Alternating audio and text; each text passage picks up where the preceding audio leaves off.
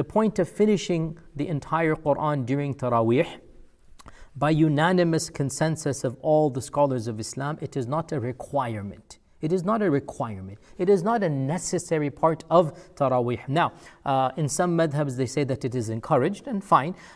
In the Mudawwana, the famous Maliki book, Sahnun, the student of Imam Malik, he said, I asked Imam Malik about finishing the Quran. Imam Malik said, finishing the entire Quran during the Qiyam of Ramadan is not sunnah. And so he would say, Imam Malik, and Imam Malik died 179, he's very early, and he's talking about his own custom and whatnot. He's saying, look, and what he means is not sunnah. What he means is that the Prophet ﷺ did not do it, and technically that is correct. He did not do it. It doesn't mean it's bid'ah, by the way. Imam Malik is simply saying, it's no big deal if you finish the Quran or not, no big deal.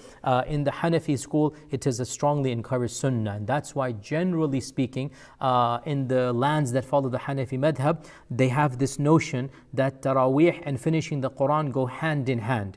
And even in the Hanafi school, it is not a requirement. So please understand this point. Yes, the Hanafis encourage it, but the Malikis and Shafi'is say it's no big deal whether you finish the Quran or not, and that therefore it is much more common in the Shafi'i lands and whatnot that they might recite just 2 ayat, 3 ayat, 1 ayah, and then go into ruku' just to make it easy for the people. Whereas generally speaking in our Hanafi lands, there is a much more emphasis of finishing the whole Quran. But the point is, given the circumstances, you should be aware that no scholar has ever said that it is necessary to finish the Quran in Taraweeh. If you're not able to do that, whatever you're able to do, even if you read, the last Juz Amma, if you read, even if you read technically the same surah in every single rak'ah, if you haven't memorized more, then you have done the Salat al-Taraweeh, no problem.